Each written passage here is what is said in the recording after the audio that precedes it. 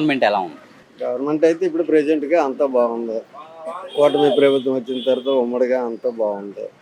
Last government ఎలా ఉంది, ఈ గవర్నమెంట్ ఎలా ఉంది? లాస్ట్ గవర్నమెంట్ కొన్ని కొన్ని పనులు చేయలేక కదా వెనకబడి ఉంది, కుంటుపడిపోయి ఉండి కూటమి ప్రభుత్వం అమల్లోకి వచ్చేసింది. కొడాలి నాని గారి పరిస్థితి ఏంటి? అంత ఘోరంగా ఓడిపోవట కారణం ఏంటి ఇక్కడ? కొడాలి నాని గారు మంచోళ్ళే, అందులో సమస్య లేదు.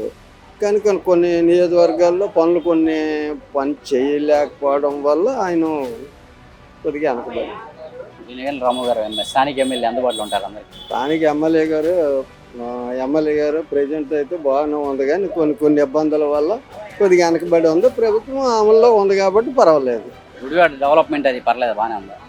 గోల్వాడ డెవలప్మెంట్ ఇంక ఇప్పటి వరకు ఏమి అవ్వలేదు, ఏది కూడా అవ్వలేదు. అనుకున్న మాటలు ఏవి కూడా చేయలేదు. చేస్తేనే ఎవరైనా సరే ప్రభుత్వానికి ముందు వస్తారు, లేదంటే వెనకబడిపోతారు. ఇంకేమో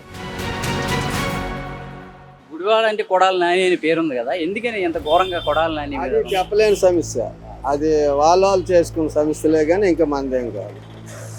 తిట్టడం వల్ల లేకపోతే ప్రజలకు దూరం కావటం, ఇది మామూలే కామన్గా ఉంటుంది. ఏ నాయకులైనా అనుకుంటారు, ఆడుకుంటారు, వీళ్ళైనా వాళ్ళైనా ఒకటైనా.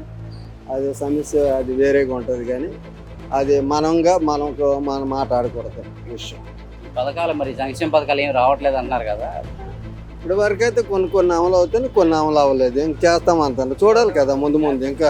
ఇప్పుడు 9 నెలలు 10 నెలలు అవుతుంది, ఇంకా 4 సంవత్సరాలు 2 నెలలు ఎంతో ఉంది. చూడాలి కదా, కొద్దిగా చూస్తే తెలుస్తుంది.